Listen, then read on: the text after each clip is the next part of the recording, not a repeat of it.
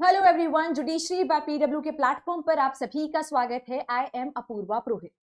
आप सभी लोगों को पता होगा कि सेक्शन नंबर 497 अडल्ट्री जो है डीक्रिमिनलाइज हो चुका है जोसेफ श्राइन के जजमेंट के बाद में। आप सब में से काफी लोगों को ये भी पता होगा कि अगर कोई पर्सन अडल्ट्री कमिट करता है तो आज की तारीख में वो डिवोर्स का ग्राउंड रहता है। लेकिन क्या कोई वाइफ या हस्बैंड अपने स्पाउस के पार्टनर के अगेंस्ट कोई सिविल लाइबिलिटी का क्लेम या फिर क्रिमिनल लाइबिलिटी का क्लेम इनिशिएट कर सकता है क्या? मतलब आमतौर पे जैसे मान लीजिए कि ये वाइफ है and this person is husband, तो इसके अगेंस्ट आप डिवोर्स की याचिका तो लेकर आ पाएंगे। Criminal liability as of now exist नहीं करती है। पर क्या ये महिला या यहाँ पे जो थर्ड वुमेन है उसके अगेंस्ट कोई भी लाइबिलिटी को इनिशिएट कर सकती है क्या? ये अपने आप में एक बहुत ही ज्यादा इंटरेस्टिंग टॉपिक हो जाता है क्योंकि इसके बारे में कोर्ट ने कुछ खास बात नहीं की और यहाँ पे जुडिशियल डिस्क्रिप्शन काफी ज्यादा एग्जिस्ट करता है। तो अगर केस की बात करें तो यहाँ पे शैली महाजन वर्सेस एमएस भानुश्री बहल का केस है और दिल्ली हाईकोर्ट का यहाँ पे जजमेंट रहने वाला है। दिल्ली हाईकोर्ट ने यहाँ पे काफी सारी चीजों को डिस्कस किया, जैसे कि अफेक्शन को एलिनेट करने का क्या मतलब होता है, या स्पाउस की क्या रिस्पॉन्सिबिलिटी रहती है अपने स्पाउस के टूवर्ड्स, या फिर यहाँ पे थर्ड पार्टी की कोई लाइबिलिटी हो सकती है या नहीं, उस पहलू को भी डिस्कस किया है। ये अपने आप में one of a kind case है क्योंकि इससे पहले सुप्रीम कोर्ट में, हाई कोर्ट में, कोई भी हायर लेवल कोर्ट में इस प्रकार के टॉपिक को खुलकर डिस्कस ही नहीं किया गया है। आमतौर पर थर्ड जो भी पार्टी है उसको कोई भी लाइबिलिटी से फ्री रखा गया है। हो सकता है जजमेंट आगे चलकर सुप्रीम कोर्ट के सामने जाए और यहाँ पे सुप्रीम कोर्ट के सामने सारी चीजें बदल जाए, तख्ता पलट हो जाए, ओवररूल हो जाए। बट द पॉइंट इज कि एज ऑफ नाउ जो दिल्ली हाईकोर्ट का स्टैंडिंग है वो अपने आप में बहुत ही ज्यादा स्ट्रॉन्ग स्टैंडिंग रखती है। तो can a wife sue husband's lover seeking damages for interfering with marriage? आपने मेरी शादी के बीच में इंटरफेरेंस कॉज किया है, मेरी शादी में फूट डाली है, तो मैं आपके अगेंस्ट कोई भी लाइबिलिटी लेकर आ सकती हूँ क्या? केस का नाम आप ऑलरेडी रेफर कर चुके हैं, हम लोग रेफर कर चुके हैं। दिल्ली हाईकोर्ट यहाँ पे कहता है कि अगर कोई थर्ड पार्टी इस तरीके से इंटेंशनली या फिर मेलिशियसली इंटरफेयर कर रहा है तो उसके अगेंस्ट आप टॉर्शियस लाइबिलिटी लेकर आ सकते हो। तो यहाँ पे कोई क्रिमिनल चार्जेस इनिशिएट नहीं कर रहा है किसी भी थर्ड पार्टी के अगेंस्ट, यहाँ पे इनिशिएट किया जा रहा है टॉर्शियस लाइबिलिटी को। अगर लॉ ऑफ टॉर्ट की बात करें तो लॉ ऑफ टॉर्ट एक सिविल रॉन्ग होता है, मतलब टॉर्ट की बात करें तो it is a civil wrong जहाँ पे कोई भी लीगल डैमेज आप किसी के ऊपर कर रहे हो और सामने वाला पर्सन डैमेजेस सीक कर सकता है। ये law of tort is very different from a breach of contract. ये डिफरेंस को अंडरस्टैंड करना बहुत इंपॉर्टेंट है। और लॉ ऑफ टॉर्ट के कुछ एग्जांपल्स हो सकते हैं नर्वस शॉक, न्यूसेंस क्रिएट करना, डिफरेंट डिफरेंट टाइप ऑफ और चीजें हो सकती है जो कि लॉ ऑफ टॉर्ट की कैटेगरी में। डेफिमेशन भी अपने आप में टॉर्शियस एक्शन हो सकता है। तो यहाँ पे कहा जा रहा है कि एक पर्सन अगर आपको इस तरीके से क्रूअल्टी कमिट कर रहा है मेंटली आपके ऊपर, तो ये चीज टॉर्शियस लाइबिलिटी के अंडर आ सकती है। तो आप थर्ड पर्सन के अगेंस्ट भी टॉर्शियस लाइबिलिटी के अंडर डैमेजेस सीक कर सकते हो। इस पर्टिकुलर केस के अंदर जो महिला है, जो वाइफ है, उसके द्वारा कहा जा रहा है कि मेरे हस्बैंड और उसकी जो भी लवर है उन्होंने मिलकर मुझे बहुत ही परेशान किया है। मैं बहुत ही ज्यादा एक ह्यूमिलिएशन वाले स्टेट में रही हूँ, बहुत ही एक इमोशनली अब्यूजिव स्टेट में रही हूँ। यहाँ पे जो थर्ड पर्सन, जो थर्ड पार्टी, जो महिला है, उसे सब कुछ पता है, हमारी शादी है, हमारे बच्चे हैं, उसके बावजूद भी she is not leaving my husband वगैरह वगैरह। आमतौर पे कोर्ट की स्टैंडिंग रहती है कि यहाँ पे आप अपने हस्बैंड से डिवोर्स ले सकते हो, यहाँ पे आप अपने हस्बैंड से मेंटेनेंस सीख कर सकते हो। थर्ड पार्टी क्या कर रहा है उससे आपको कोई लेना देना होगा नहीं। फिर दिल्ली हाईकोर्ट को ऐसा नहीं लगता है। दिल्ली हाईकोर्ट को लगता है कि अगर कोई थर्ड पार्टी किसी की शादी में इंटरफेयर कर रहा है और उसकी वजह से सामने वाले पर्सन को कोई भी प्रकार का इमोशनल अब्यूज वो पर्सन फेस कर रहा है, तो सिचुएशन में ये जो थर्ड पार्टी है उसकी भी कोई लाइबिलिटी होनी चाहिए। और वो कोई लाइबिलिटी क्रिमिनल लाइबिलिटी नहीं है, पर टॉर्शियस लाइबिलिटी डेफिनेटली है। तो थर्ड पार्टी यहाँ पे कंडीशन ये must not intentionally and wrongfully interfere. यहाँ पे अगर थर्ड पार्टी को पता ही नहीं कि जिस पर्सन से मैं इन्वॉल्व हूँ वो शादीशुदा है या उसकी कोई वाइफ भी है या हस्बैंड भी है, मतलब देखो यहाँ पे जेंडर न्यूट्रल टर्म्स ही है रहने वाले हैं। यहाँ पे कुछ ऐसा नहीं कि केवल वाइफ के पास ये अधिकार रहने वाला है थर्ड पार्टी के अगेंस्ट एक्शन लेने का। ये जो थर्ड पार्टी के अगेंस्ट एक्शन लेने का अधिकार है हस्बैंड के ऊपर भी रहता है, अपने वाइफ के लवर के अगेंस्ट कि वो भी डैमेजेस सीख कर सकता है। तो ये जो जजमेंट आया है जेंडर न्यूट्रल टर्म्स में आया है।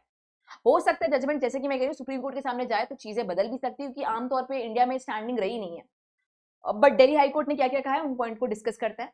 तो यहाँ पे सबसे पहले जैसे कि कहा गया कि थर्ड पार्टी का इंटेंशन होना चाहिए रॉन्ग, मेलिशियस इंटेंशन होना चाहिए। उसको पता है कि शादी चल रही है और मैं यहाँ पे आकर इंटरफेयर कर रहा हूँ या कर रही हूँ।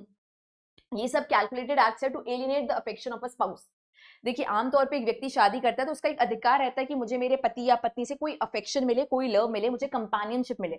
अगर वही नहीं मिल रहा है मुझे, वही किसी और पर्सन को मिल रहा है, तो दूसरा जो तीसरा पर्सन है, तीसरा पर्सन जो यहाँ पे है, वो मेरे अफेक्शन को जो मुझे मिलना चाहिए उससे मुझे एलिनेट कर रहा है, उससे मुझे वंचित रख रहा है।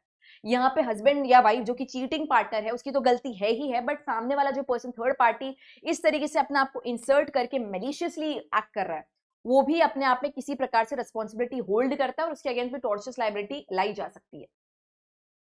यहां पे कोर्ट ने जोसेफ श्राइन के जजमेंट को भी रेफर किया। सेक्शन नंबर 497 की बात करें आईपीसी की, तो यहाँ पे adultery was a criminal offence. हालांकि अडल्ट्री में भी एक ही केवल परम्यूटेशन कॉम्बिनेशन पॉसिबल था, जहां पे हस्बैंड जो है अगर वाइफ का अफेयर चल रहा है तो उस आदमी के अगेंस्ट केस ला सकता था, और कोई भी प्रकार का परम्यूटेशन कॉम्बिनेशन पॉसिबल था ही नहीं 497 में। इसी वजह से कहा गया था कि ये जो लॉ है असंवैधानिक है, क्योंकि यहाँ पे महिला को प्रॉपर्टी की तरह कहीं ना कहीं आप प्रिज्यूम कर रहे हो कि मेरी प्रॉपर्टी के साथ आप कैसे ये कर सकते हैं। अगर वहां पे इक्वालिटी वाले प्रोविजंस होते या वहां पे वाइफ के पास भी सेम अधिकार होता या फिर पार्टनर के अगेंस्ट भी आप केस करने का अधिकार रखते, तो वो लॉ कहीं ना कहीं प्रॉपर होता। बट यहाँ पे दिल्ली हाईकोर्ट के द्वारा कहा गया है कि इवन दो अडल्ट्री आउटलॉ हो चुका है, डीक्रिमिनलाइज हो चुका है, इवन दो हमने उसे असंवैधानिक घोषित कर दिया, बट इसके बाद में बाकी सारे जो थर्ड पार्टी उनको लाइसेंस नहीं मिल जाता है मैरिड लोगों के साथ में अफेयर करने का। काफी बार जो थर्ड पार्टी होती है उसके द्वारा कहा जाता है कि मुझे शादी के बारे में नॉलेज नहीं थी, अगर वो केस है तब तो आपके ऊपर कोई लाइबिलिटी आ ही नहीं रही है। बट अगर आपको पता है कि सामने वाला इंसान शादीशुदा है, उसके बाद भी आप इंसर्ट कर रहे हो अपने आप को, चाहे आप महिला हो चाहे आप पुरुष हो, तो आपकी कोई ना कोई लाइबिलिटी बनती है, क्योंकि आप किसी की मैरिज को, किसी की फैमिली को भी यहाँ पे तबाह कर रहे हो, और उसको उसकी वजह से इमोशनल क्रूअल्टी फेस वो सामने वाला पर्सन कर रहा है, सामने वाला पर्सन ह्यूमिलिएशन फेस कर रहा है, सामने वाला पर्सन एलिनेट हो रहा है एक अफेक्शन से जो कि उसको मिलना चाहिए। तो यहाँ पे एक वर्ड आता है इस केस में, एलिनेशन ऑफ अफेक्शन। भारत में इसका इस्तेमाल इससे पहले कोई भी केस लॉ में कुछ खास तरीके से नहीं किया गया है। यूएस में या यूके में देखें तो इसका इस्तेमाल काफी बार किया जाता है, टॉर्चरस लाइबिलिटी इनिशिएट भी होती है। और एलिनेशन ऑफ अफेक्शन जो है रेफर किया जाता है हार्ट बाम टॉट, दिल टूटने वाला जो टॉट है उस कैटेगरी का टॉट आता है, जहां पे एक स्पाउस के पास, जैसे कि मैंने कहा, अधिकार होता है शादी के बाद में कि मुझे यहाँ पे कुछ अफेक्शन मिले, मुझे कुछ प्यार मिले, मुझे कुछ कंपेनियनशिप मिले अपने पत्नी या पति से। और अगर वो नहीं मिल रही है तो यहाँ पे वो व्यक्ति जो हस्बैंड या वाइफ है वो तो लाइबल है ही, बट जो थर्ड पर्सन अपने आप को इंसर्ट कर रहा है इस तरीके से मेलिशियसली, रॉन्गफुली, जानते हुए कि सामने वाला व्यक्ति मैरिड है, तो वो पर्सन भी आपको एलिनेट कर रहा है जो अफेक्शन आपको मिलना चाहिए उससे। जैसे कि मैंने कहा यूएस के काफी सारे स्टेट्स में रिकॉग्नाइज किया गया है, यूके में भी काफी जगह पे रिकॉग्नाइज किया गया है, बट इंडिया में इसकी कुछ खास तरीके से बात नहीं हुई है। तो this thought rest on the idea that every spouse has a legal protectable right, जिसके बारे में हमने बात की है। Indian courts have occasionally only acknowledged it, but इसके बारे में खुल के बात नहीं की है। ये बाहर का कॉन्सेप्ट ज्यादा है, यूके यूएस का कॉन्सेप्ट ज्यादा है, और वहां पे भी हर जगह पे अप्लाई नहीं होता है। तो alienation of affection and Indian law की बात करें तो legislation does not have expressly mention it, कोई भी कानून में इसके बारे में बात नहीं की गई है, कोई जजमेंट भी इसके बारे में खुल के बात नहीं कर रहा है।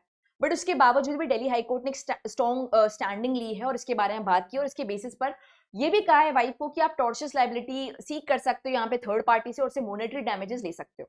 डैमेजेस डिटरमाइन करना अपने आप में एक ट्रिकी पार्ट रहेगा कि कैसे डैमेजेस डिटरमाइन किए जाएंगे, क्योंकि ये अनलिक्विडेड डैमेजेस वाला पूरा सिचुएशन रहेगा। बट यूजुअली रेफर किया जाएगा इन चीजों को कि क्या कॉन्टेक्स्ट है, फैक्ट्स ऑफ द केस क्या है, महिला ने किस प्रकार का ह्यूमिलिएशन फेस किया, किस प्रकार का इमोशनल अब्यूज फील किया, किस प्रकार से उसकी फैमिली में डायनामिक्स में जो बदलाव है उन चीजों को आंकते हुए डिसाइड किया जाएगा। यहाँ पे इस पर्टिकुलर केस में दिल्ली हाईकोर्ट के द्वारा रेफर किया गया था एक सुप्रीम कोर्ट के जजमेंट को, which is Pinakin Mahipatray Rawal versus state of Gujarat, 2013 का जजमेंट है। यहाँ पे कुछ भी अफेक्शन, एलिनेशन ऑफ अफेक्शन की बात नहीं की गई है, या फिर कोई भी प्रकार के इस प्रकार के डैमेजेस थर्ड पार्टी से नहीं दिलवाए गए हैं। पर इस केस में डिस्कस किया गया था कि कैसे एक्स्ट्रा मैरिटल अफेयर का मामला अगर हम बात करते हैं तो एक मेंटल क्रूअल्टी कॉज करता है स्पाउस पे। अब यहाँ पे हस्बैंड हो या वाइफ हो, जो भी चीट हो रहा है उसके ऊपर एक डिफरेंट टाइप ऑफ डैमेज होता है उसके मानसिक लेवल पर। काफी लोग सुसाइड कमिट कर लेते हैं, काफी लोग कंटिन्यू नहीं कर पाते हैं अपनी लाइफ को, ये सब चीजें भी होती है। और काफी लोग कंटिन्यू करते हैं लाइफ को, बट उनकी लाइफ में बहुत बड़ा बदलाव हो जाता है, बहुत बड़ा चोट लग जाती है। तो यहाँ पे आप डिवोर्स तो इस ग्राउंड पे सीख कर ही सकते हो, और इसके बेसिस पर अपने हस्बैंड या वाइफ से तो जो भी आपको डैमेजेस मिलने चाहिए वो मिलने ही चाहिए। बट यहाँ पे थर्ड पार्टी भी किसी प्रकार की लाइबिलिटी होल्ड करती है। यहाँ पर इस जजमेंट से आगे बढ़ चढ़कर दिल्ली हाईकोर्ट ने बोला है, ये जजमेंट तो केवल यही कह रहा था कि extra marital affair can cause mental abuse. अब इसी को आगे बढ़ाते हुए दिल्ली हाईकोर्ट कह रहा है अगर मेंटल अब्यूज कॉज हो रहा है तो थर्ड पार्टी भी तो इसमें हिस्सेदारी है, मतलब उनकी भी तो भागीदारी है, तो उनसे भी आप कुछ डैमेजेस सीख करने का अधिकार होल्ड करते हो। यहाँ पे कुछ चीजों को खास तौर पे ध्यान रखना पड़ेगा कि अगर आप थर्ड पार्टी के ऊपर लाइबिलिटी लेकर आ रहे हो तो क्या चीजें होनी चाहिए। तो थर्ड पार्टी का यहाँ पे रॉन्गफुल कंडक्ट हो, इंटेंशनल कंडक्ट हो, उस पर्सन को एक्चुअली पता हो, नॉलेज हो मैरिज के बारे में, और फिर भी वो अपने आप को इंसर्ट कर रहा या कर रही हो। दूसरा, clear causation linking that conduct to a legally cognizable wrong, समझ में आ रहा है कि उसकी जो एक्शन है वो कहीं ना कहीं लीगली या फिर किसी भी तरीके से डैमेज कॉज कर रहा है आपको, आपके मानसिक स्थिति को। तीसरा, the loss claimed is susceptible to rational assessment, हम एक रैशनल असेसमेंट के थ्रू डिटरमाइन कर सकते हैं कि क्या डैमेजेस आपको मिलने चाहिए। अब ये डैमेजेस को इस तरीके से हम डिटरमाइन नहीं कर सकते हैं कि कितना रॉन्ग हुआ, कितना घाटा हुआ मोनेटरी सेंस में, but we can still determine it through कितना मुझे ह्यूमिलेशन हुआ है, कितनी मेरी रेपुटेशन टार्निश हुई है, कितना मुझे अफेक्शन नहीं मिला है, कितना ज्यादा मेरी फैमिली में डिस्ट्रक्शन कॉज हुआ है, इन सब बेसिस के ऊपर। तो कोर्ट ने कुल मिला के क्या क्या ऑब्जर्वेशन दिया और दिल्ली हाई कोर्ट का जजमेंट का क्रक्स क्या क्या है, तो सबसे पहले ये कि सिविल सूट मेंटेनेबल है, और किस कॉन्टेक्स्ट में मेंटेनेबल है, टॉर्शियस लाइबिलिटी के कॉन्टेक्स्ट में मेंटेनेबल है अगेंस्ट थर्ड पार्टी ऑल्सो। इसी वजह से judgement one of a kind judgement बनता है, और इसे आप नोट डाउन जरूर करना एग्जाम के पॉइंट ऑफ व्यू से, नॉलेज के पॉइंट ऑफ व्यू से बहुत ज्यादा इंपॉर्टेंट रहने वाला है। सेकंड, प्रोटेक्टेबल मैरिटल इंटरेस्ट, यहाँ पे इंपॉर्टेंट है कि हम मैरिजेस को भी प्रोटेक्ट करें। समाज में मैरिजेस टूट रही हैं और उन्हें प्रोटेक्ट कैसे किया जा सकता है, अडल्ट्री ना कमिट हो इसके थ्रू भी। थर्ड पर्सन को भी फील होना चाहिए कि मेरे ऊपर भी कुछ आ सकता है, ऐसा नहीं कि मैं बिल्कुल ही लायबल नहीं ठहराया जा सकता हूँ, आप भी यहाँ पे कुछ गलती कर रहे हो, आपके द्वारा भी कुछ रॉन्ग कमिट हो रहा है, उसको इस चीज का कहीं ना कहीं अंदाजा होना चाहिए, चाहे महिला हो चाहे पुरुष हो। एलिमेंट्स ऑफ एक्शनेबल क्लेम भी यहाँ पे शामिल है।